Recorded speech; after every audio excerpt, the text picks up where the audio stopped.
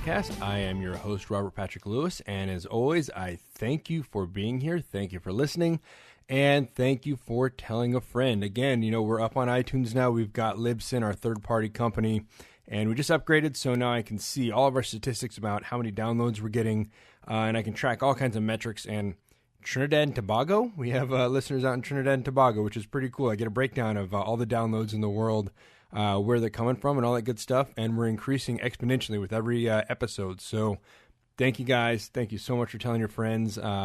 It's a big inspiration to us. It lets me know to keep going, and that we should keep doing this. So that's great. So we got a pretty long interview today, so I'm going to go ahead and get right to it, but we got a lot of news, and I want to go through a couple cool things that happened recently. This last week, I played at the Carl's Jr. Star Franchise Golf Tournament for the Stars for Heroes program. Of course, I was a part of the USA Cares team. It was a charity event, and I was there playing basically as my part of the charity USA Cares.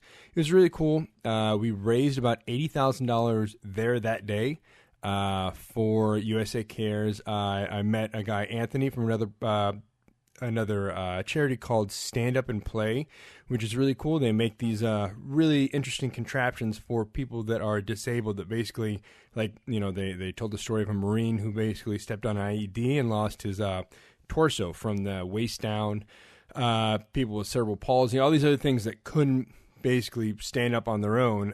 This, instead of being a wheelchair, it's a thing that actually hydraulically can lift them up so they can be active. It's really cool because they showed a guy dancing with his wife. Another guy could go skeet shooting, archery, and Anthony was playing golf with us. You got to see it to believe it. We're going to try and get Anthony on. He was out in D.C. this week doing some other things with his charity, but we're going to get in contact when he gets back. I had a long talk with him on Wednesday when the whole thing was over, and we're going to try and get him on the show because it's really cool. He's an ex-SAS guy.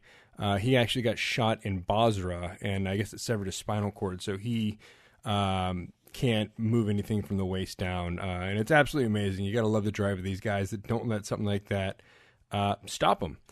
Next week, we're also going to have Tara from the Star Franchise Association on. She's the one who put this whole thing together, and I was so blown away with how great it was, how professional it was. I'm going to have her on to talk about that and the Stars for Heroes program.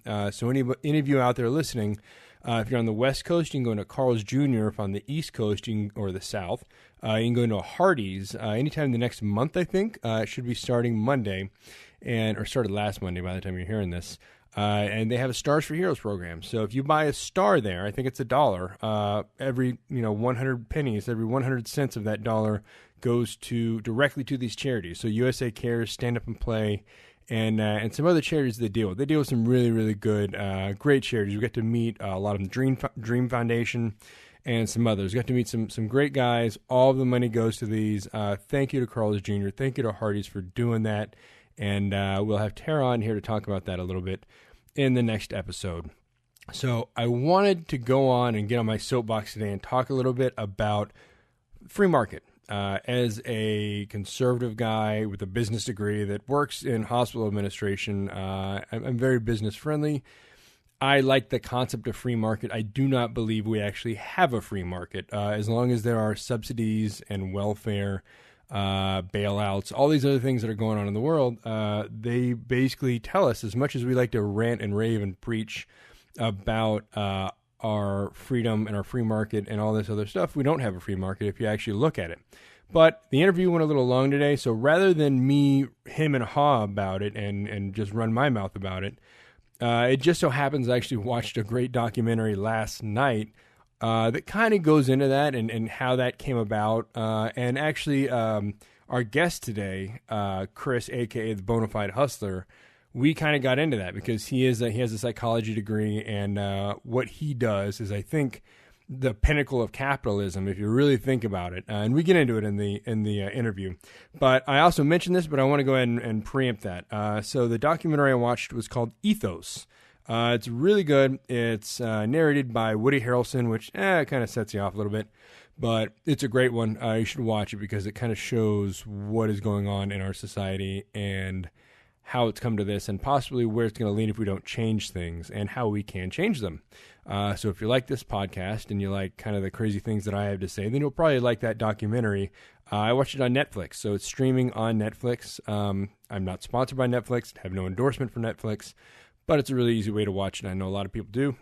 We also have Apple TV if you want to do it that way, whatever. It's called Ethos, and it's pretty good. Also, there's another film called The Serious Film. I talked about it. The links are on the last podcast episode. I'm going to put them on this one as well. It's really cool. It came out a couple weeks ago. I'll put all this stuff up there. You can go check out the links. Again, it's called The Serious Film. If you're one of the Rogan podcast listeners, you probably heard this guy, Dr. Stephen Greer, on his show. That's where I heard about him. Okay, so there's some other big stuff that happened this week. The Whence Came You podcast with Brother Robert Johnson passed 100,000 downloads last week, which that's pretty cool. 100,000 people have listened to that podcast, the Whence Came You podcast. So if you haven't checked it out, go do that. You can get their own app for the Android, for the iPhone, or you can download them on Stitcher Smart Radio. You can get them on iTunes. You can go to their website. All the links will be on this podcast episode on farfromcenter.com. As always, go check them out, show them some love, and have a listen, because there's some really cool stuff that they put out there. Some really great information, some history, a lot of good Masonic stuff, but a lot of good just basically ancient history and the history of our nation. So it's really cool. We're also going to have one of his buddies, another editor on the Midnight Freemasons blog with him, who is also an author and also a 33rd degree York and Scottish Rite Freemason. A really cool guy. He's going to be on next week. So we'll get into that then, but we got some really cool stuff coming up. Also, as far as Brother Robert Johnson goes, I'm going to stop giving away each week's Famous Freemason. I don't know. I think you've got to the point now, if you've been listening to all of these, I think you understand that they're all pretty cool and interesting people by this point. Regardless of what Alex Jones and David Icke would have you believe, that's kind of the point of me doing this. You know, if you listen to conspiracy theorists, and as I've said many times, I do. It's funny that Freemasons enjoy conspiracy theories probably more than other people. But they would have you believe that we're all evil reptilian people with, you know, nothing but cruel intentions to destroy the world and enslave the people. But if you look at who these people actually are, you know, we had Richard Pryor on the last one, Arnold Palmer. There's some really, George Washington. There's some very cool, interesting people that I'm glad I can call my brethren, and I think you get the point by now. And he kind of sets it up so he tells you a little bit about him, then tells you who it is at the end after their accomplishments. So I'm going to stop giving it away. I'm going to let him take care of that. Also, this week's song, so Mike Amabile and Run Over Twice. I'm friends with Mike. I love their music. I really do. I listen to it every day. I was in the gym today, and I hit their last song, and I can't remember what happened, but I was fiddling with something, and it hit the last song, and it was just kind of going. I was like, I guess that's the end of the album, and I forgot about it, and then music started playing again, and I totally forgot. There's a secret song on the Better Side of Me album at the very end of it, and it's hilarious. It's freaking hilarious. I totally forgot about it. I don't know how I forgot about it, but it's such a good song. And I talked to Mike today as soon as I started listening to it again. So I'm going to go ahead and I'm grabbing it. He allowed me to grab it from the last track. So I'll cut that out. So it's not, you don't have to wait the 5 minutes of blank stuff between the last song and the secret song. I'll just be playing the secret song this week. It's called Chemically Imbalanced. It's hilarious. It really is hilarious. And I actually know the chick the song's about, which, I don't know, I get more of a kick out of. I think it's pretty cool for a musician where you can kind of get a sense of their personality by their music. And Mike really is a funny guy. I'm kind of a goofy guy, and, you know, that's just the way that I am, and it's the way that most of my friends are, and he really is too. He's really funny. He's got a great sense of humor, and you can really tell it in this song. So I hope you really enjoy it. And since we got such a long interview, what we're going to do this episode, you know, we're trying to change it up every once in a while to find the best way to do it. So right now we're going to go directly into Brother Robert Johnson with this week's Famous Freemason, and then we're going to go right from there into that song, Chemically Imbalanced by Mike Amabile and Run Over Twice. And then we're going to follow that up by the interview with Chris, a.k.a. Bonafide Hustler from the Guy Spot podcast and the Bonafide Hustler YouTube channel. So here we go. Brother Robert Johnson, please take it away with this week's Famous Freemason, and you guys stay tuned and have a good time listening to the song Chemically Imbalanced by Mike Amabile and Run Over Twice, and enjoy the interview. I will see you after. Hey, this is Brother Robert Johnson again from the Masonic podcast Whence Came You, and the managing editor of the Midnight Freemasons website, bringing you this week's Famous Freemason. William Harrison Dempsey, or Jack Dempsey, the Manassaw Mauler, born June 24th, 1895, passed away on May 31st, 1983, was an American professional boxer. He was a cultural icon in the 1920s. He held the World Heavyweight Championship from 1919 to 1926. Dempsey's aggressive style and exceptional punching power made him one of the most popular boxers in history. Many of his fights set financial and attendance records, including the first $1 Million Gate. He is listed number 10 on the Ring's list of all-time heavyweights and number 7 among its top 100 greatest punchers. In 1950, the Associated Press voted Dempsey as the greatest fighter of the past 50 years. He is a member of the International Boxing Hall of Fame. He was inducted into the Ring magazine's Boxing Hall of Fame in 1951. He was a member of Kenwood Lodge number 800 in Chicago. In all the world, in all the places, there's been thousands of girls and thousands of faces. But one of these women stands out above all, 'cause she's the most chemically unbalanced that I ever saw. And this song's for you, bitch. Well, you're crazier than a shithouse rat, smellier than a roadkill cat, sleazier than a $2 whore, charging that price when you're at the door, immature as any kid I've seen, and you're drinking more liquor than old Jimmy Bean. You got a bucket full of lies and a head full of doubt. You never seem to know what you're talking about. $100 day, cocaine fit, drinking cocktails made from barbiturates, vindictive as any high school girl. And the sound of your voice makes me want to hurl. You're richer than Bill Gates, still the same. All your dollars can't buy you a brain. More high-strung than a power line. Mean as a name, but not refined. So take a ride on threats in your evil ways. And go back down to hell, and this time you stay.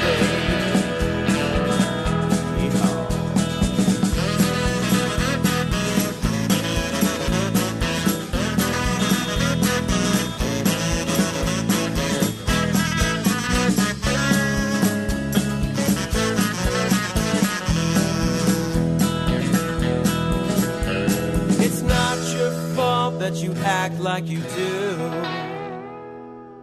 'cause your split personality tears you in two. But still I wonder if you'll find some class. You can start by removing your head from your ass.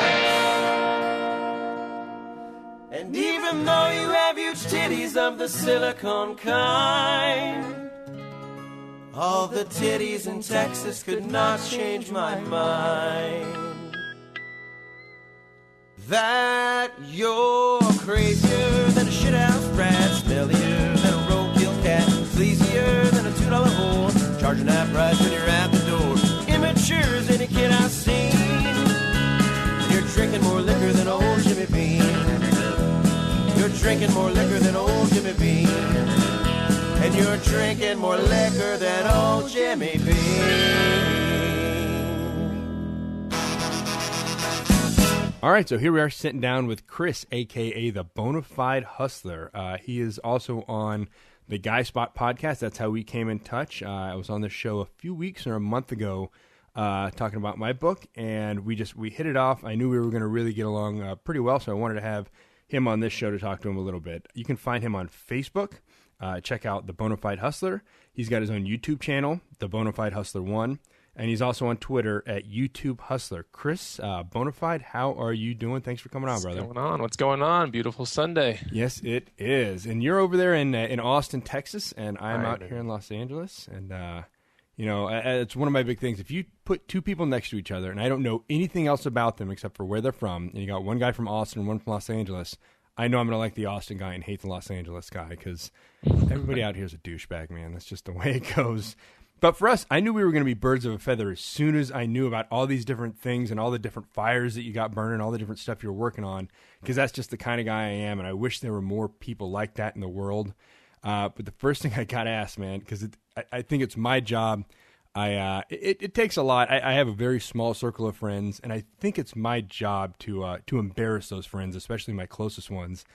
And it's funny because you and I were talking back and forth on Facebook, and my buddy Jeremiah, he's there in Austin, he bartends at the Kung Fu Saloon, and he just knows everybody in that damn town. And it's funny because every time I'm talking to somebody in Austin, he chimes in and goes, "You two know each other?" And I go, "Oh, well, yeah, I guess I should have known that you two would know each other." So how do you know Jeremiah? And, of course, do you have any funny or embarrassing stories about him? I've met him through the whole downtown scene here in Austin. I spent a fair amount of, Thursday, Friday, Saturday nights doing the whole downtown thing. So, in this town, to let all the listeners know, we have an amazing strip of bars called 6th Street. And it pretty much blows, New Orleans away and all that stuff. And now 6th Street has expanded to all these other districts in town. And so you can basically start at one end, walk about a mile or two, and see nothing but bars. But that's where I met Jeremiah, was through the bar scene and being young through college. And I've known him for a long time. And I always run into him downtown. So he's a very big downtown kind of guy. Yeah, and I love 6th Street. I was a bouncer on 6th Street, actually, my freshman year of college at Club Inferno, man. That's a throwback. Yeah, I know that place. The same, Acrom Enterprises, that same little 5-foot Persian dude that owned the Roxy and Inferno and something else. Right after I quit, one of our bouncers got stabbed, and they, threw him in the back and, made him lie and said he wasn't working because they didn't want to cover him. Just working on 6th Street it's a pretty shady job. But Jeremiah's worked everywhere on 6th Street, man. He's worked at so many different bars there. It's crazy because I guess that's how he knows everybody in that town. Yeah. And that's the way it is. Austin's blowing up. It's becoming a huge town. I'm actually trying to convince my wife for us to move back there because, like I said, I don't like many people here. I've got a very, very small group of guys here that I like, but I just love the town there. But it's great. It's exploding. It's getting bigger, but it's still got that small town. You see a lot of guys that feel, and it's really absolutely cool, man. Eclectic. I love Keep Austin Weird, man. It's blown up. It's getting big, but it's not got that commercialism douchebaggery that Los Angeles has. Which not yet. It's getting close though. I'm telling you, a lot of people have realized our tax structure here in this town is very, it's low. It's not like California where you're getting taxed twice over, kind of, Yeah. Over here, you're getting taxed once, and on top of that, the lifestyle you can live in Cali versus here, I mean, it's unbelievable. The property you can get here versus the property you can get there. Only downside, there is no beach, but we do have lakes. We have amazing amounts of greenbelt, which are, basically mountain trails through the hills, and we got a lot of interesting things. And plus, just the whole, scene of Austin is. Everyone's nice. You can ask anybody for anything, directions, probably money, and they probably give it to you. I mean, it's an unbelievable town. And I've been here since '96, and I've really seen it explode. It's definitely exploding right now, but I can't even say that we're even on the cusp of something big because we just have big companies like Apple, for example, moving their almost entire operations down here in the next 2 or 3 years. So there's a lot of stuff going on in Austin. A lot of big companies are seeing that. Yeah, there's a lot of big stuff. Even and Facebook, which has been, very California from the get-go, they just built another server farm in Iowa or something. So even the companies that were started here and have always kind of been California companies have realized that they just can't afford it anymore. Hollywood is no longer in Hollywood. I just heard another thing on Corolla last week where they're doing a movie about a high school here that's national football champions, and they're filming it in New Orleans. Because even there are basically no movies. My wife's an actress, my brother-in-law's a stuntman. All of our friends are somehow involved in producing or acting or stunts in movies, and they're never here in Los Angeles anymore. They're always, my brother-in-law was in Bulgaria for 6 months last year.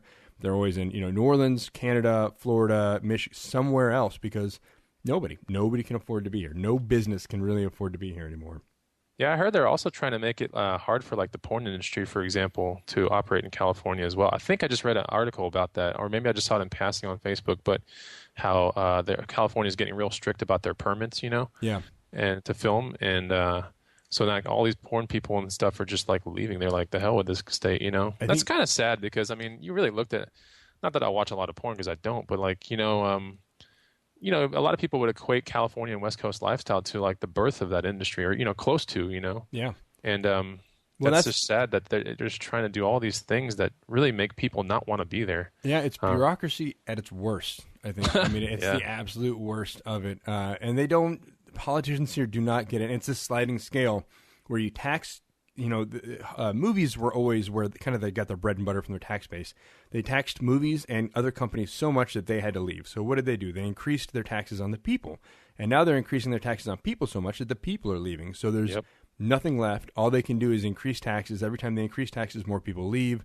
And it's just this never-ending cycle. And it's pretty soon there's going to be nothing but politicians and unemployment here. That's all it's going to be. Everybody. Yeah, unemployment and the old folk that were there established and have decent, amounts of property and are only. I heard there's just a kind of a stipulation with property only because my parents live south of where you live. They live in Del Mar, which is about 101 miles south of you. Yep. But they still pay taxes on almost the original purchase price of the house, which was $400K back in the day, and things valued close to $2 million now, but they're still paying based on 400 or 450 or something. Yep. You can only go up a certain amount every year by law or something like that. So that's the only promising thing about it. Otherwise, my parents said the same thing that you're basically saying, which is like, why would we be? This is ridiculous to be here. Everything is getting like their parking meters on public beaches now. Everything's crazy, dude. Oh yeah, it's insane. They tax, and in San Francisco they tax bread and water at restaurants. Like, God, you get your meal, but then you also get a bread and water tax. It's ridiculous. Everything they can tax, they are, and we just got to get out. So that's enough for how shitty Los Angeles is, man. So Austin, again, I love it. I can't say enough good things about it. I was there, I grew up in Houston, and then I ended up in Austin when it was time to go to college. Where are you originally from, and how'd you end up in Austin? I'm originally from Houston. I've spent a lot of the time in West Coast for vacations, and then I went to school at UT in Austin. Cool. Because the semesters were really cheap, my parents forced me to go here, and it was just unbelievable. They said, I think it was like $700 a semester for 4 classes. I mean, yeah, it was crazy back in '96, dude. For such a big and prestigious university, it's pretty well priced. I was 2 years behind you. I was 98. But it's a great deal for an amazing education. You meet some great people, and Austin, again, is a hell of a town. Yeah. Oh, yeah. People get like a really bad idea when they hear Texas. Like, I went to military school when I was a kid, and I was thrown with all these people that didn't know much about Texas, and they really thought I rode a horse to school. They didn't. That's what they thought. Like, seriously? Yeah, they thought Texas was, cowboys and saloons and tumbleweeds, rolling through the street. That is so funny. Yeah, they don't get. Houston is Houston and Dallas are 2 of the largest cities in the world. Austin's got 4 major colleges there. And it's got Apple and Dell and all these other huge tech companies, music and everything. It is a melting pot. Yeah, it's pretty amazing. We have also a saying, how they say, keep Austin weird. We're starting to have this other saying that's brewing up, but it just says, welcome to Austin, don't forget to leave. That's the next thing we have. Seriously. I started hearing that. People are saying that about the hipsters coming around for South by Southwest. Yes. Yeah. That's all, and that actually made me kind of feel bad as I started looking for jobs and to do and places to move out there. I started seeing that kind of popping up, and I went, am I going to be a douchebag if I move back there? Am I going to be one of those guys that's crowding out the place coming from L.A. and trying to escape here and get back to the promised land? Yeah, there's so much besides the actual what you hear on the media, the news, and it's always on a top 10 list here or there now. But there's so much more to this town besides that. It's unbelievable. Once you come and realize it, you're going to be. I mean, I don't have a single friend that has, that has visited me that has said, "Oh my God, you live in a tiny oasis." Everyone says you live in the most micro oasis. This is the most amazing town I've ever seen. Yeah, there's so many hidden gems. Barton Springs. I used to live right above Barton Springs in an apartment, and that was it. I could walk my dog down there. They had the little dog swimming pool, a dog spring. I was just there yesterday, actually. I love that damn place. And then I graduated from Texas State. San Marcos is awesome. It's got those rivers going right through the middle of it. You go tubing. Yeah. I love that damn town, man. I can't say enough good things about it. And funny enough, I can't say enough bad things about Los Angeles. So, it's the yin and the yang, I guess. So back to Austin and UT. What brought you to UT? What did you study? What did you major in? I studied psychology, and about 3/4 of the way. No, I wouldn't even say that. I would say half of the way into psychology, I realized, man, I do not want to do this. Only because, it was just ridiculous. They're like, okay, take out the manual and see how many out of 13 symptoms the patient is showing, and that will determine whether they are manic, are they depressive, are they this, are they that. It's like, okay, people have issues, and categorizing them and then slapping drugs in their face, that's pretty much what I was looking at, right? Consulting them first and than doing all this other stuff. And I was like, I don't want to do this, man. I'm cut out for much bigger, better things. So I finished out that degree not wanting to do it just because, kind of had to. And then after that, I got a consulting job with a big Fortune 25 company. So I basically ended up working for a tobacco company that was in the top 25. You probably figure out who that is. Yeah. I ran a territory in town, a large territory in town for tobacco, and that was a lot of fun. And after that, I decided time to get away from that. I became a day trader for about 2 years, and that worked out marginally well, not so well. And I was actually a day trader right after the collapse in 2008. So that was really, really tough. Yeah. But a majority of the people, I wouldn't even say a majority, but just about all the traders on the floor where I worked at were instant millionaires, and they were, people that were 20 to 30 years old, Yeah. But they were there present for that collapse. Oh man! So you weren't doing like the boiler room, like that movie where you were cold. No, you were not actually like the boiler room. Right. But it looked kind of like a boiler room. Honestly, it was just screens and phones, and that was pretty much it. So I did that for a while, and I stepped out of that. I mean, I have a huge appreciation for money, and so while all that was going on, I did this thing called hustling on the side, which is buying and selling of things, goods, not so much like trade and import kind of stuff. I'm talking about local buying and selling of goods and using eBay and Craigslist. And so I did a lot of that. And then I was just really, really good at it. And even my parents were like, God, like, how do you do that? That's amazing. So they were always intrigued. And then I guess after I kept doing that, my dad slowly was starting to go to swap meets, and he was like, wow, he's finding these really, really cool things. And so now they religiously go every single weekend to swap meets over there in California. But aside the fact, they basically were like, you're really good at what you're doing. You just need to figure out a way to get it better. And so at that point, I started a YouTube channel called the Bonafide Hustler. And started that about a year ago. And it's been going really well. I've been getting interaction from all over the world, and people that want to understand, how do I make side money very quickly, and how can I do this? And that's what that channel is geared upon, showing the average person that there is a way to make a significant amount of money working less than 20 hours a week and make a significant amount of money. I'm talking like full-time money with part-time hours. So that's basically the goal of the channel, is to show people like this really exists. This is not a scam, and it's amazing. So less than 20 hours a week. Yeah, on normal weeks I crank out about maybe 18 to 20, and then now that it's going so well, I'm really thinking about boosting it to 22 to maybe 25. But it's like full-time income, man. I mean, it's real deal. Not uncommon for like now a Saturday afternoon to produce, 4 hours of work, get $500 to $1,000 out of that over the course of like the next week or two, just selling the stuff. So it's not bad. I mean, you can make pretty decent, money doing it. Pretty awesome. That's just a weekend. That's just a 4-hour weekend, Yeah, and it goes. Everybody's got that. We all know the good old saying, "Pimping ain't easy," but it sounds like hustling is pretty easy. Hustling is easy if you know what to do and you have the right kind of support mechanisms around you. And I think that's what the YouTube community is all about. It's not just me out there. There are a lot of really, really, really, really good resellers, hustlers out there. And, to name a few, you can look at people like Katie Patton. She's a really, really young girl that hustles really well. There's people like Urban Diggers. There's my buddy College Picker from Florida. There are just a lot of people that have found this out. I would say a lot of people on the YouTube community have found this out, but there are not enough people in America that realize this is a viable way to make money. You have people like, for example, Jeremiah, right? Yeah. That are busting their ass in a bar for 8 to 10 hours and might make $300, right? You have people like me that crank out 4 hours and make, 5 to 1,000 all day. You got a really good background for that, though. You got the psychology, so you understand people. You must have a good kind of understanding of what's a good deal and the inherent value of something. Right. And then to have that ability, I'm sure that probably boils down to some of that psychology again, to know how to market it, how to get it out there, what appropriate channels are. And I guess, my buddy Kyle flips houses. He owns a property company there in Austin as well.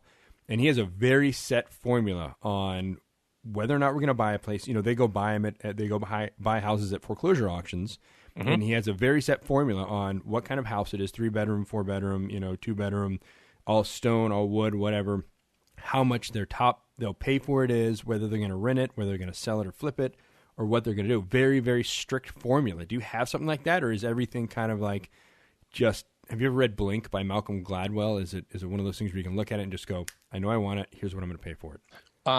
With experience, of course, that's the way it is now. But when I was first starting out, I always encourage beginning hustlers or people that are just interested in doing it. There are two things that you really need to keep in mind. First of all is you have to be aware that the input into something determines your output, for example, right? Mm-hmm. So, if I go, you can make full-time money working part-time hours, people get very interested, right? But there's a certain amount of people that act on that interest, right? Right. And even from there's a certain amount of people that try to fine-tune their own actions and try to make it better. So those are the kind of people that end up becoming really good hustlers. Not so much the people that act on hearing that you can become, because they'll make $100 or $200 a week, and they'll be like, that's pretty cool. And there's some people that really try to scale it up and try to understand the game. Right. And I guess that you can equate that from like a recreational chess player to a chess player that's like, okay, now I want to beat people, right? Like that's what I want to do. And so that's pretty much what I do. Is I'm at that top level now where I go, I'm really, really, really good at this, but you need two things to be good. You need the drive, and you need the ability to understand that you have to create your own opportunities to make it happen. So the opportunities being, you need to make plans to go see some garage sales and yard sales and stuff, be smart about your route and everything. And then the second thing is you need to be cognizant about risk. Putting $1 forward, hoping to get $5 back. However, every once out of 5 chances, the dollar is going to be gone, right?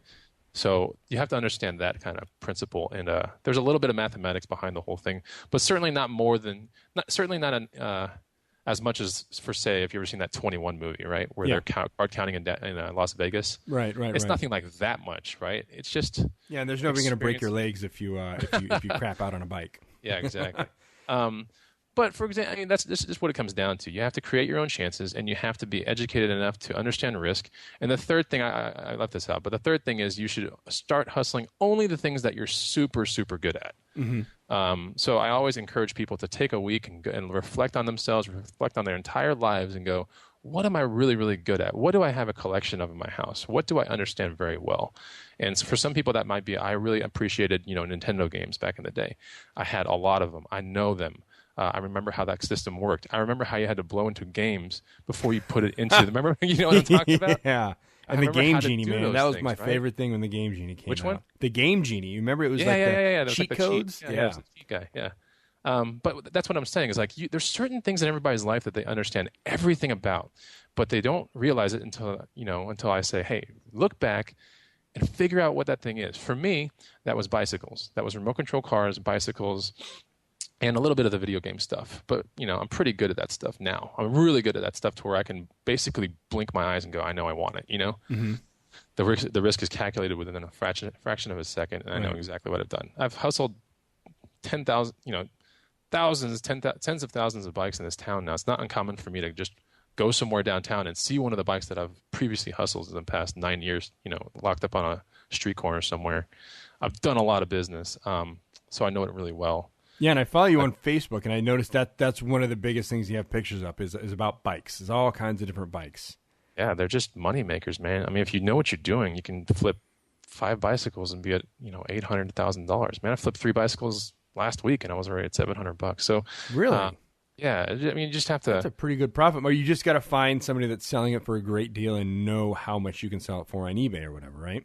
Exactly. All Well, right. not so much eBay, but I mean local. Like this, I guess I'm blessed in the fact that my market is a very bike-friendly market. Oh yeah, Austin. Oh yeah, huge. You know what I'm saying? Right. But it's no different than like a Portland, a Seattle, a Denver. All those places got good bike markets too. And there's still a lot of market in the video games, for example, that belong on eBay. There's certain things, but I've hustled a lot of bikes that have gone to eBay. But then when you get with eBay, that's kind of like the monster, right? It takes money from you. Right. So you better have the best of all the bicycles before you ship that thing off, because it costs money to ship, it costs money to list, it costs money on final value fees. So those are things you have to calculate. So is that basically your YouTube channel? You're teaching other people how to do it? Yeah, I'm teaching other people how to do it. Because I like the hustling game. I love it. I mean, I'll hustle till the day I die. However, I really feel that people really need to know this out there, that it's a viable way to make really, really good money. And you shouldn't freak out about money and go like, oh, I can't make, my light payment this month, or oh, rent's going to be hard to make this month. What do?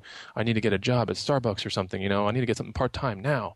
And I want to help people realize that there's hope. There's absolutely hope. You just have to use your brain a little bit. Yeah. And even if that means, driving 30 minutes or an hour away from your town to get to a town that has a lot of garage sales, right? And then you transport all the stuff back and you list it. It's that kind of mentality, and it's absolutely a viable way to make money. And that's what the channel is all about. It's teaching people that this is no scam. I'm not telling you to buy something from me. However, I will have a book out pretty soon, probably in the next month or two.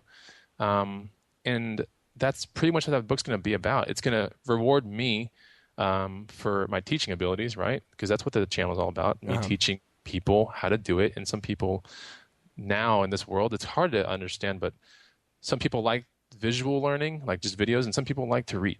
Right. They still do. So I'm making the book for the reading kind of people, and then I'm going to be making a DVD series for the other people that just like visual kind of stuff, but they want to take it a step further, Wow. So you're creating your own franchise. You're basically going to be the Tony Robbins of hustling.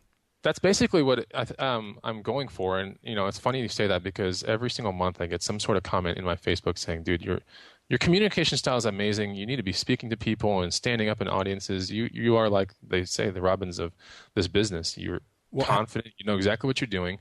And I have made $400 in the past 2 weeks because of your videos. I haven't even tried, Have you ever thought of pitching your own reality show? I mean, reality shows are the big thing because it costs so much money to make a classic 4-channel or 4-camera sitcom. They pay a ton of money. But reality shows, we have a lot of friends that are here that are producers and other things. And, people, there are a lot of people that are on the fence, and some people hate it, some people love it. But at the end of the day, the bottom line, it's so much cheaper for them to make a reality show. And since they have, like you mentioned, the College Pickers, they have all those different Storage Wars and all these other shows. This is kind of a new thing that I have never really seen one quite like it. And since you're in Austin, where most of stuff is starting to go, it's one of those big markets that people are leaving Los Angeles and recording there. Have you ever thought about pitching your own reality show for that? I have not thought about it, but my friend, the College Picker, who is also a big YouTuber in the picking community, he's trying to get one pitched to a producer out there, actually. Yeah. Right now, currently. So we'll see. I think that's kind of, that probably would be the next step. For me, it's one of those things, like I do the best job that I can. I figure content drives just about everything in this business right now. So try to have really, really good content, not junky content, not like, oh, here I'm a hustler and I'm at Starbucks. Cool. We'll see you later. That's pretty, not stupid things like that. It's going to be here I'm a hustler. Here's my route. This is what I'm doing. Let's find this. Let's look at the stuff I'm finding. Okay, I went to Starbucks today. Cool. But let's talk about the rest of this haul, and you can, there's a difference in content. You can make good content and crap content, but most content is pretty much relevant. Right. It's good to have content. Having no content is pretty much the death of just about anything. Oh yeah. It's got to be interesting. It's got to be. Yeah, it has to be content. interesting. Yeah. Absolutely. I think people are about. I don't know. I'm hoping the world is about fed up with with Kardashians and Paris Hiltons of the world. That they have content. It's just crap. There's nothing to it. It's all fluff. I think there's a lot of interesting things like this out there that people. It's an interesting thing to know, because even if you have another full-time job, but on the weekends your wife pulls you away to garage sales or antique shows or whatever, it's a cool thing that you can have in your back pocket to always go. Even if this isn't going to be my full-time job, it's a way to make a lot of other things that are interesting and make a lot of other money. Yeah, I remember the first year that I did it. I was doing garage sales and stuff. It was like 9 years ago. The first year that I did it, I can't remember if I made 17 or 26 grand just casually doing it. I made a decent amount of money casually doing it, and I was like, holy Christ. Once you start making that and you're casually doing it, what's your next thought automatically is? Ramp it up. Exactly. Ramp like it up, what happens if I just do it more, right? And so that's what I did, and God, it's like I have hard drive after hard drive full of just images from cell phones, and that's just unbelievable how many things I've flipped. But there's certain things that haven't even been captured. They were just like uploaded just through like the iPad, right? iPad doesn't even store all the images that I get uploaded to it. And right. I've just done so much that at this point I realize there's a point where you become how do I say it? Not experienced, but like there's an expert level and a proficiency level, should I say? Mm-hmm. And I think I'm far past proficiency and like right there at the expert level with this thing. So at that point, there's no expert of an expert. Like the expert's the top, right? Right. And at that point, you realize, God, if people just understood this, there would be absolutely like a large amount of hope. And a lot of those shows, for example, like American Pickers and Pawn Stars and things like that, are starting to highlight, those things, Storage Wars. But they're very kind of Hollywoodish in the way that they're produced. You know. Well, anytime you get a producer in, that's what they're going to do, because they've got to, they try to get the biggest bang for their buck and keep people interested. Yeah, the American Pickers is probably one of the ones that and personally I think it didn't sell out yet. It's still authentic. It's really good. It helped me a lot, and I owe a lot to Frank Fritz, Mike Wolf for their teachings on the show. And I'm glad they haven't sold out. But a lot of the other shows have sold out. Right, they really have. I've had a lot of people that have told me they've been to the Pawn Stars thing, actually in Vegas, and they said the place is nothing but just T-shirts and memorabilia of the show. Yeah, it's not even pawn stuff, Well, and that's where a lot of those reality shows make their money, because they really don't get paid much. You hear about like the cast from Friends or Seinfeld making $1 million an episode. That's why reality TV is so it's such a jewel for producers now, because even those guys from Duck Dynasty make like $5,000 an episode, which is extremely cheap from a producer's mindset when they're selling. They're still selling big advertising, so it's a much better bottom line for them. And that's where they make all their money, merchandising. They get all rights to any endorsements they do, any T-shirts they sell, any of that stuff.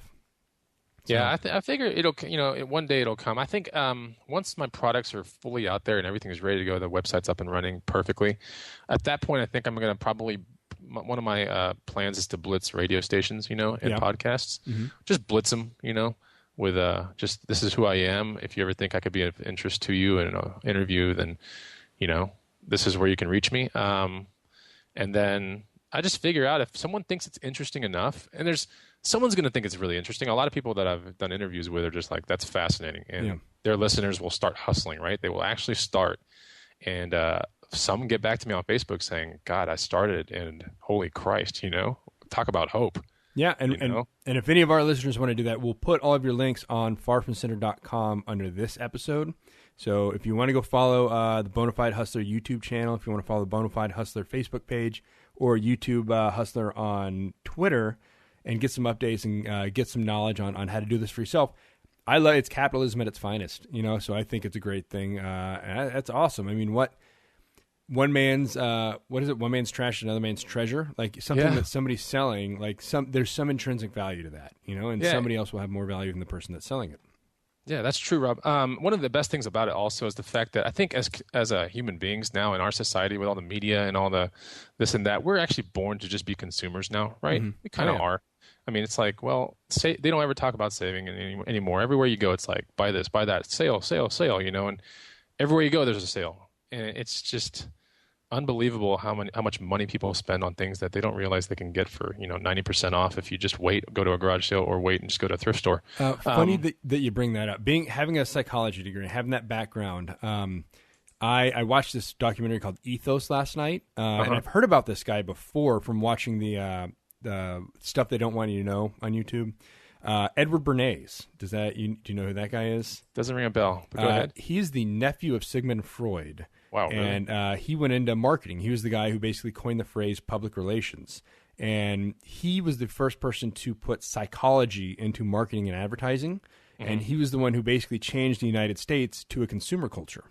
So advertising used to just go, hey, you want this because it's really cool and you'll do better with it.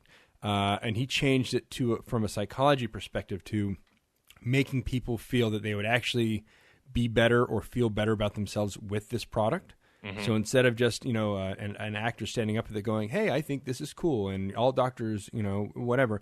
He was actually the first one. He sent questionnaires out to like 100,000 or 10,000 doctors or whatever around the U.S., asking them, like, do you think it's better for a person to have a small meal or a big meal for breakfast? And, of course, what's a doctor going to say? Yeah, a big meal's good for breakfast, start your day, whatever. And so he was the first one to put out that 9 out of 10 doctors agree that a big, healthy breakfast is good to start your day, blah, blah, blah, blah. And, before that, Americans ate small, light breakfasts like they do around the rest of the world. And now we eat these huge bacon, eggs, and biscuits and everything else.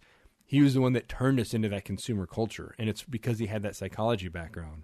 And I just think that's profoundly interesting. The way that we turned into that, it didn't used to be like that, where we were that consumerism drove the entire nation and all of our GDP, but that's where we are now. Yeah, that little bastard. Yeah, but check him out. Yeah, Edward Bernays and that my wife and I try to watch a documentary every other week or so. It's called Ethos. We just watched it on Netflix last night. It's awesome. It goes into. I'm a bit of a conspiracy theory nut. I like to look at everything. I like to question everything and look at everything. And it goes into politics, money in politics, corruption, and it goes into this culture of consumerism and just kind of how we became where we are and how money got so ingrained into politics and how we ended up where we are right now. But it's a great one. Unbelievable. Yeah, I suggested. But that guy, Edward Bernays, you would probably get a kick out of some research about him having the background that you have because he was the first one that put psychology into advertising. And that's right. That's right where you are right now. It's awesome. I think everybody needs to understand just from that hustling standpoint, right? I mean, since we're all consumers and everything, the reason why hustling works out so well for people that do it and are mildly successful, and those that do it and are very wildly successful, is you actually are paid to shop. Yeah. No, and that's the craziest part about it is we're shopping, and then while you're shopping, you start realizing a lot of things. Every hustler, when I'm in these like forums with them and live talks and everything, they're going, "Oh my God, like I haven't paid for a single new thing, and I can't remember how long now," because you eventually come across everything you ever wanted to have through hustling. You do. Right. So you can say like, "Oh, I want a LCD projector," right? And I've been saying that for 6 months. I found one the other day for $20. So if you went to a store and bought that, you'd pay $200, but you got it for $20. If you go to Amazon, my friend was like, "Dude, you can hustle that right now and put it on Amazon and make $400 on it right now. Jeez. Do it." I just did it, and I was like, "Well, but I kind of want one for my theater." So, but that's what I'm saying is like you just have to think and think and think like, okay, and go to enough places, and you'll eventually find these things, man. You find the craziest things, and you start realizing that, wow, I would never pay $70 for a shirt again, or I would never pay $50 for a pair of jeans again. So it's kind of like a double whammy. You're making money, and in turn, you're actually saving money too. It's the craziest thing that happens. But until you go to enough places, I would say about 6 months to a year down the road, you start realizing, wow, like this really helps me, not so much even in the cash sense. It's helping me because I'm not spending as much anymore. And if you think about it, you're really helping people out, because why are people having a garage sale? Either right now the economy sucks and unemployment's through the roof. They either need some money, so they're selling their stuff, or they're moving, or they need some more room, or they're just garage sale getting rid of stuff. You're helping them out no matter which it is. If they're having a hard time, they need some money, you're buying it from them, you're giving them money. If they need to get rid of some room or they're having a new kid cleaning out, doing spring cleaning, you're helping them no matter which way you look at it. So, and you're making some money off it. That's what capitalism should be. I mean, that's awesome. Everybody wins. They make a lot of haste decisions, which I like. That's what I like about the garage sales is people are. You're right. They have that. They have that unload mentality. And the unload mentality is amazing when you come up with money in your hands. They see the money in your hands and they go, okay, and then all of a sudden the $100 item becomes $50. Right. And it's amazing because basically that's the rule of hustling is you make your money when you buy it, not when you sell it. Mm-hmm. It's just like what Trump says in Kiyosaki, when they buy a property, that's when you make your money, is the negotiation part of it. Yeah, if you're good at it. And that's, I've been, that's part of what my job is in the 9 to 5. I negotiate with, medical basically implants for our hospital. And it is interesting to see that when you get to the intrinsics and when you get really good at negotiations and market share and all things, and there's so many things that are in a negotiation that just go beyond basic bartering. And having a psychology degree, again, behind you, it must be great for you to be able to look at a person and size them up really quick and go, okay, what's the situation? What is their motivation? What do they need? What do I have to hit to get the best deal here? Yeah, no, you're right. It is one of those things. A lot of it comes down to, I even do it from within my SUV when I'm driving past a garage sale. I'll look at the people, I'll look at the products, I look at the rest of the garage, and I make a decision based on that, whether to even get out of the car. Yeah. Like, it's crazy, but you're right. You use your intuition for a lot of it. You do. Have you ever read Blink by Malcolm Gladwell? I have not. The channel, it's hard to say because I don't get enough time to even read, much less even watch fellow people's YouTube videos anymore. Yeah. Because I'm so involved with the channel. And, dude, filming and editing is taking up so much time lately. Oh, yeah. So yeah, I bet. It's unbelievable. I really do need to get an editor or something. That would be the nicest thing, is where I just toss him video footage and go, this is the general style I want the video to look like, so go ahead and make it. Yeah. Editing takes a long time, but that's the best thing about when you're passionate about something, the time doesn't even matter anymore, right? Mm-hmm. When it's something that you love and you care about, and it's not corporate driven anymore, and you're just like, oh, this feels good. And you could say like, oh, it doesn't even matter how much time I do this editing on this video. I know that the finished product is going to be good and people are going to comment on it and they're going to like it and want more. And that's why I do it now. Yeah. It's because my theory, a year and a half ago was like, I wonder if the world, if they saw this, what would they think, Mm-hmm. And now they're all like, oh my God, we need the book. When's the book coming out? When is it coming out? I got to get the book. When is it coming out? I need it. Well, that's awesome. Like I said, I love guys like the two of us that just have a bunch of fires going at the same time, because I think that's what the world needs, is people that are just movers and shakers trying to get a lot of different things done. And so you've got your book, you've got your YouTube channel, you've got Hustlin', which is the foundation of all this. And you also do a podcast. You also do the Guy Spot podcast, which I can't imagine how you have time to do that. But how did you get into that? How did you and Dizzle hook up? How did you start doing the Guy Spot podcast? So you are the Bonafide Hustler on the Guy Spot podcast. Yeah. How did that happen? How did that come to be? Well, I met Dizzle in college when that's another thing that I'm involved in, is a lot of fitness-oriented stuff. So outside of the hustling and all that stuff, I try to stay insanely fit, like very fit, to where my goal is always to look, very close to Fight Club Brad Pitt kind of style, mm-hmm. very just ripped and everything. So that's the next thing after the hustling, is to get a YouTube workout channel going. Honestly, that's the biggest thing, because I think my expertise and my knowledge and the fan base propensity down there is very, very high. Uh-huh. But I was a very big guy in college, right? I was as big as The Rock, actually. You ever seen his movies, The Rock? Oh, yeah. Dwayne Johnson? Yep. I was as big as that. I was huge like that. I'm nothing like that now. Nothing like that. But I was big, and everyone knew me, and they were like, man, that's Chris. Don't mess with him. He'll kill you. Like, and he would come up to me in the gym, and he was a skinny kind of, Indian guy, and he would be like, hey, man. And that's the thing, like, about life, is if you see something that you want to become, you need to immerse yourself into it, and don't be afraid, like, what the person's going to think or whatever, He just straight came up to me at the gym and was like, hey, man, can you give me some workout tips? And, can I see how you work out and everything? And I was like, hell yeah, that's fine, And I'm not I look kind of like a mean guy, right? But I'm not. Right. And he would come up to me. Big teddy bear. Yeah, he's pretty cool. He has the funniest stories. Like, he would sit there in the locker room and wait to see what came out of my backpack to see what I was eating after the workout. That's awesome. Well, speaking of that, being a really fit guy and staying so in tune with what goes in your body, have you ever tried On It? They're right there, based in Austin. Yeah, I've been meaning to try some of this On It or the Alpha Brain stuff. I mean, I've seen it on Rogan's stuff, and I've been meaning to. I've been meaning to do a lot of things, and I know Dizzle tries one of those. I just don't know which one it is. And then my buddy Bert Kreischer, he, I think, does the Alpha Brain stuff every now and then. Mm-hmm. If I'm not mistaken. We were talking about it over in Puerto Rico one time. That's the one that just got me. Rogan also is what kind of led me into trying the Alpha Brain, because they had that money back guarantee. Like, what is there to lose? They got a money back guarantee. Try it and whatever. And doing the stuff that I do with the writing and the work and all the other things that I do, I noticed like a severe difference in my cognition and the way that my brain was operating and running. Mm-hmm. And I just got hooked. And so I've been trying all their other stuff now. They have this total primate care package now, which is awesome, because it's like, those at GNC, they have the Mega Men packs. It's just like a pack of all the vitamins you need for the day. Right. It's one of those with all their stuff. They got Shroom Tech in it. It's got the Alpha Brain in it. It's got the New Mood in it. It's got all that stuff in one package. They have like a morning and a night, and it's all there in one. And the stuff they got, it's phenomenal. Shroom Tech, like, if you're talking about one of those guys that really works out a lot, the Shroom Tech is great for your recovery. And they have the hemp force protein. Have you ever tried hemp protein? It's good, because I played football, grew up in Texas, so I've been taking whey protein or some form of protein or creatine for a very long time. Hemp protein, I just got into in the last 6 months, and it tastes better. It mixes well. If you leave whey protein in a shaker, how it separates if you leave it there too long, it's nasty clumps. Hemp protein doesn't do that. Tastes better. You can mix it with like coconut water, milk, anything you want. Tastes better, mixes better. I just love it, man.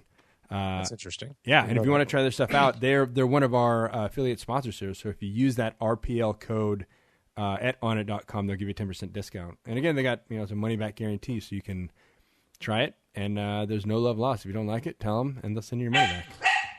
Yeah, sorry, my freaking dog goes crazy. Hold on. That's all right. Hold on. Yeah, but so for everybody else listening, if you want to go try, you can click on the support the show banners. Sorry about that. On the homepage, you can try it, and they have the On It banner there.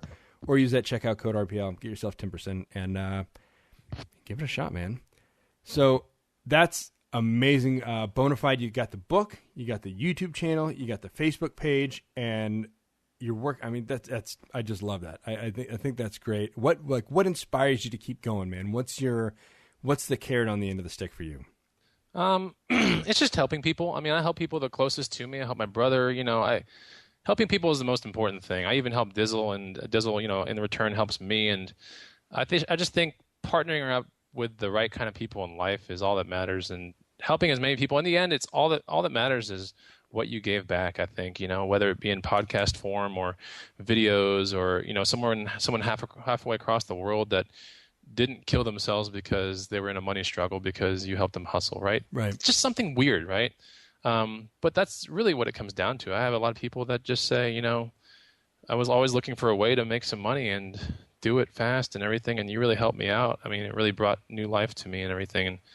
And if it wasn't for something like this, I would be down in the dumps. And it really makes me think. Life is hard, man. Yeah, especially now. I mean, unemployment's through the roof right now. People are having a really rough time, and this is something that anybody can do. Yeah, well, not anybody, but I mean, anybody can at least give it a shot. And everybody that I've ever taught that stuff to, I mean, did it. I mean, Dizzle from guyspot.com, he did it for one day and made $600 in 2 hours. I remember that. Wow. So I remember him talking about on one of your podcasts. You guys have Metalhead, who's one of the kind of returning guests on your show.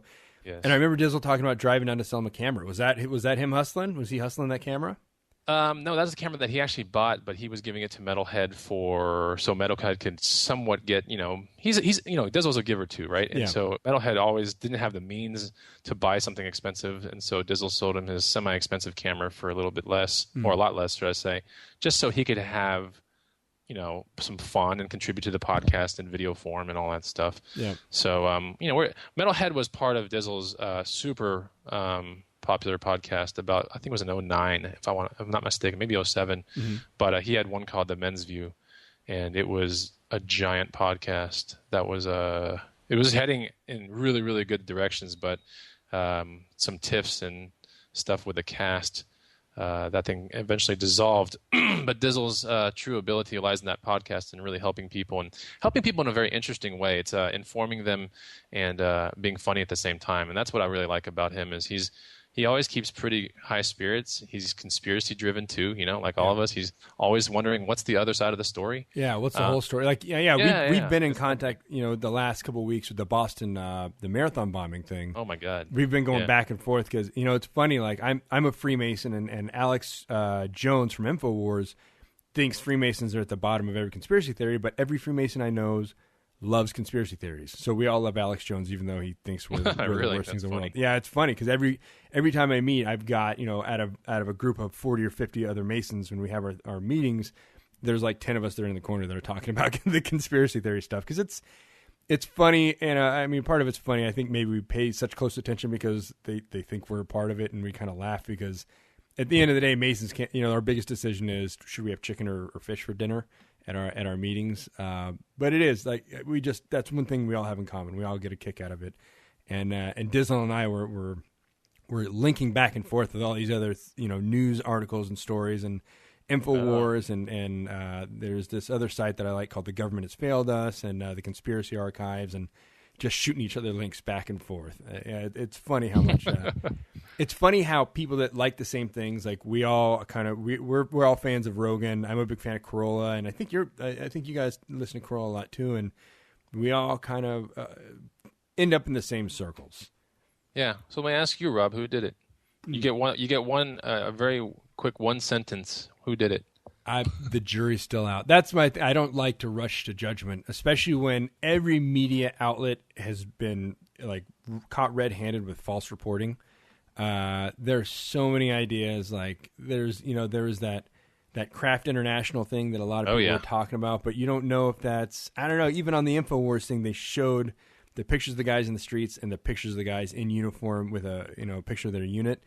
I don't know, because being a former Green Beret, like I know a lot of these exercises that we do, and if you were just doing what we call a broken axle exercise, which is where you go train to do intelligence stuff like that, right, that would be a perfect place for you to go do some training.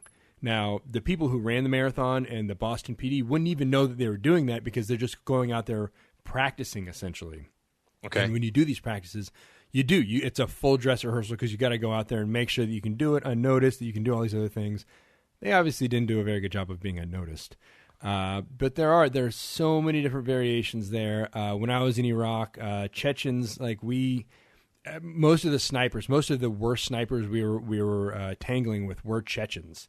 Really? Yeah, I guess they're off the radar. I thought everybody knew about them, but yeah, they're pretty bad dudes. I mean, they're mercenaries. They're white Muslims from kind of the former Russian areas, and the only ones that I have met are pretty bad dudes. And so I don't know. I don't know if they were an easy target, if they were a patsy, and it was a false flag, or somebody else did it. There's too much disinformation and misinformation and false reporting going on right now to even know. Like, what's the deal with the Saudi guy? There's so many variations and red herrings out there. But then CISPA got passed, as soon as that happened. Yep. So what? I know. That's the craziest part is like they start linking all this other stuff. That's one of the things that they automatically do. I think when any kind of bombing or serious, life event occurs, they always look in the background to see what happened behind the scenes. And that happens every time, whether it's 9/11 or something. And that's the best thing about conspiracy theories is it's really up to you to make your own decision based upon the evidence that's at hand. What's really cool about the Boston Marathon is, I think, personally in history where people and cell phones and, the singularity theory really helped a lot, right? Well, and that's another part that makes you start to wonder, like, it was obvious that there was one narrative starting to come out, but then Twitter exploded with all these other pictures and things. Yeah. And, they called off the FBI press conference. They started to kind of change their narrative. And that, I don't know, that's one of the big questions in my mind is I would like an explanation from that. I would like somebody to give me a true explanation. If that's not the truth, if they weren't trying to push another narrative and then all of a sudden they got beat by Twitter and cell phones. Yeah, I would like a real explanation for why they canceled the FBI conference. What's the deal with the Saudi red herring, and why is this guy getting deported before anybody can talk to him? I would like an explanation for all that before I can make my judgment. Yeah. I try not to jump to conclusions, but that's my thing. I like to base my assumptions and my judgments on as much information as possible. And right now, there's just so much all over the place that there is. I don't even know where to go on that. I think my favorite part of the evidence, or I guess the part that swings me to where I'm like, "Ooh, man, that's crazy," is the case regarding that one picture where the dude's turning the corner and they photoshopped the arm, maybe potentially. I don't know if you saw that one yet. I haven't seen that that one's interesting. I think I saw that on Alex Jones, if I'm not mistaken. But there are a bunch of YouTube videos out there that show how this one picture could be photoshopped, and they show the patch where it was made. They show all this cool stuff by zooming in, and you're like, wow, it's like Born Identity shit. This is amazing, Yeah. And then you just make your own decision from that. It's kind of cool. I mean, we go about our normal lives after that, but it's just something else to, just think about. Yeah. Cool to talk about with friends. Just one of those things. I think it's fun. I think people that are like, oh, conspiracy theories do not exist. That's just kind of like, you got like one mode of thinking. That's pretty much it, Like, yeah. Well, I tell you what, if you're into this kind of stuff, which I can tell you there's two movies, Zeitgeist. Yeah. I've heard about the Zeitgeist one. Ethos, man. You watch those two because they really are. They are awesome. And being a Freemason and a guy that belongs to various secret societies, there is this other one called Hidden in Plain Sight. It's a 3-hour YouTube video a dude made. And it's where he breaks down all of this like ancient Egyptian stuff, how there's all this ancient Egyptian symbology in Washington, D.C., but also around the rest of the world, how all the major like ancient religious temples the Great Pyramids, Angkor Wat, all these other places around the world are on the same parallel. All these other things about how they say, you know, we couldn't communicate with each other during those time periods, yet they're all extremely similar. That's really cool stuff. Yeah, I love that kind of stuff, man. Me too. And I know you don't have a lot of time to watch it, but it's one of those things where you can just kind of put on in the background. Yeah, and sure. It took me like 2 weeks to watch it because it's 3 hours long, but every part of it is so profoundly interesting. You just watch it in segments, and it's awesome. But those Ethos I watched last night, again, I can't say enough. It's pretty sweet. It's a find that one. on Netflix, by the way, Rob? Yeah, it's streamed on Netflix, so it's one of those deals you can watch right there. Yeah, perfect. I will put that down right now. Yeah, so that's those are my suggestions. If you got your own ideas about the Boston bomber, you can put them on the Facebook or on the Facebook page for Far From Center podcast or the farfromcenter.com website. I know there's a million different ideas out there. There's a million different things. While you're at it, you should follow the Bonafide Hustler YouTube channel. You should follow YouTube Hustler on Twitter, and you can follow the Bonafide Hustler Facebook page. Bonafide, thanks for being on the show, brother. I love you sharing the information that you got. I love you guys putting all this stuff out there, and all these fires you got burning, trying to help people better themselves and make the world a better place. You are definitely welcome. Yeah, thank you very much, and I'd like to have you on. Hopefully, you know, since we both have our own shows, we can do this every now and again, just kind of share some love and come on each other's shows and maybe talk about conspiracy theories or whatever it is that we got going on, man. Because we got a lot of fires burning, and I think you're a profoundly interesting guy. I think I'm kind of a douchebag, but hopefully you got a different opinion. But yeah, thanks again, brother. Thanks for coming on, and I hope we can do it again soon. Yeah, you got it, Rob. Anytime, man.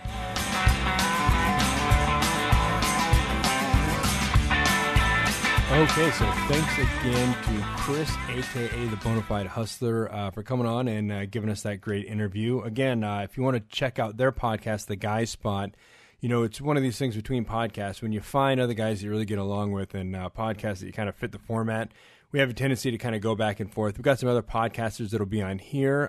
Paul Gilmartin from the Mental Illness Happy Hour will be on here soon. And, you know, some other friends might have their own podcast, kind of go back and forth and do our own thing. So, like I do with every episode, I'd like to go ahead and take a minute to talk about the USA Cares. We're going to have some cool things. You know, they have a lot of veterans that work for their organization that we're going to be calling in and getting some testimonies directly from them. Like I said, we're going to have Tara on here next week to talk a little bit about what they're doing with the Stars for Heroes program. Again, find your way into a Carl's Jr. or a Hardee's. Even if you don't want to buy food, buy yourself a star and give to some great organizations. And you know what? I'll put links on this in next week's episode for all those different organizations that they're helping out. But for this week, I'm going to go ahead and read one of our case studies for the USA Cares Minute to give you an idea of a specific soldier that USA Cares has helped. You know, there's a lot of great things that we talked about at this Star Franchise golf tournament that we did. And there's some really key points that I really want to express to you guys, which is why I do this. You know, one of the big things that USA Cares responds within 48 hours. That's something that's unheard of in these days with any government or non-governmental organization. 48 hours, I mean, it should be the gold standard because it's absolutely amazing. And one of their big things that they do, you know, a lot of people ask, well, why do these guys need help? You know, they were in the military and now the VA is going to help them out, right? Well, the VA has a 1 million case backlog now. Well, since I heard that last week, it's definitely more than 1 million. So they've got over 1 million people backlogged. So you may hit an IED 6 months ago. You're getting chaptered out of the Army right now, which means you're unemployed.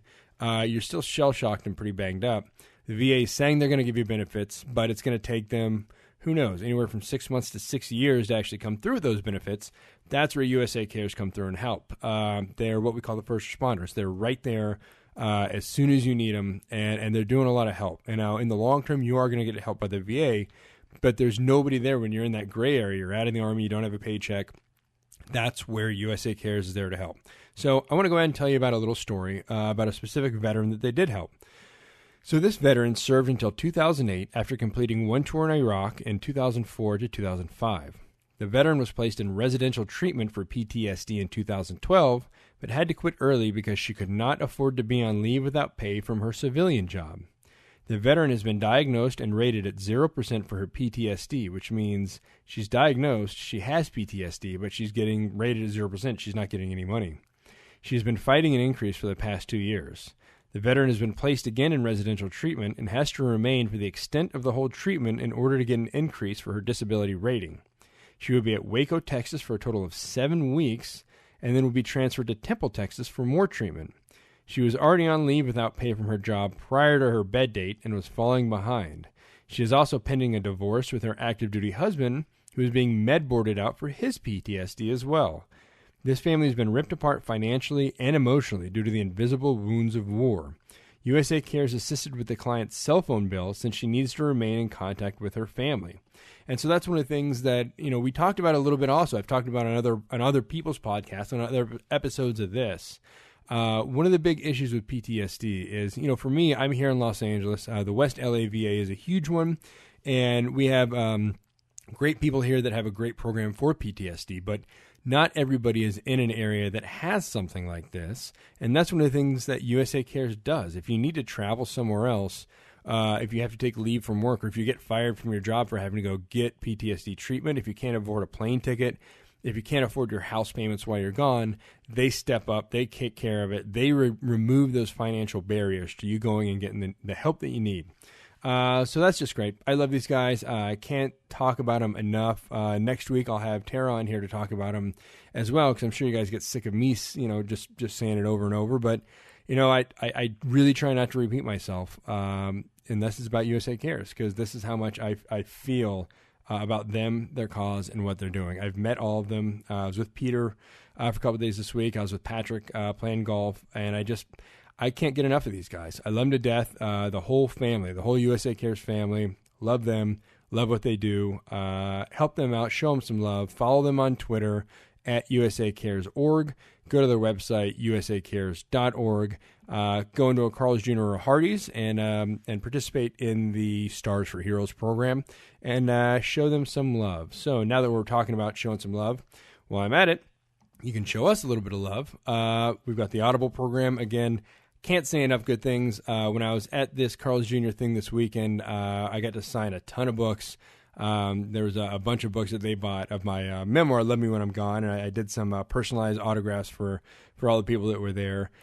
But a lot of people that have been listening to this show have actually been buying my audio book. So I wrote the book. I'm writing a couple more books as we speak. But we did the audio book, and the audio book's actually selling better than the book because I guess people like it. I don't know if you listen to this podcast. Maybe you like my voice. I don't know. Again, like anybody else, I think I sound like an idiot when I hear myself on any kind of recording. But I guess it can't be that bad because we're getting quite a few downloads. So I guess it's not as bad as I think. But again, click through the farfromcenter.com, support the show banners.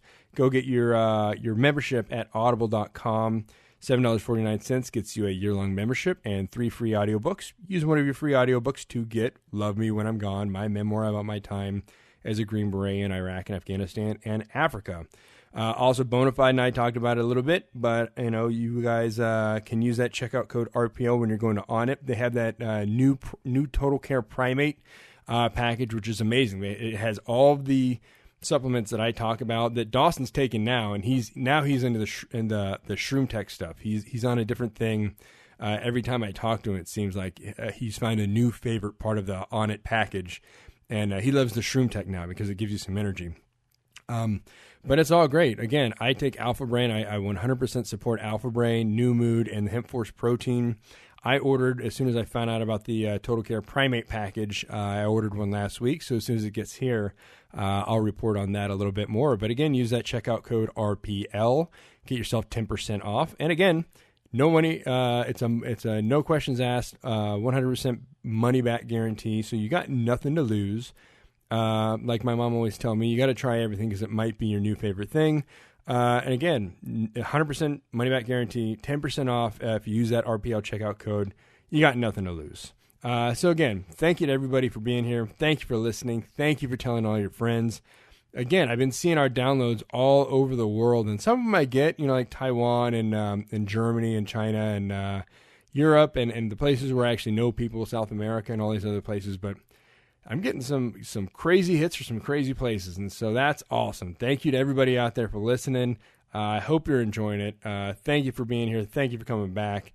And as always, I would like to ask, if you have a drink in your hand, would you please raise it and join me in saying Berg Heil, De Oppresso Liber, and most importantly, God bless America. Said you don't need money, you don't need fame, don't need people to know your name. You don't need no sick rat race. When it comes down to it, in the end, all you need is a few good friends and a gypsy smile.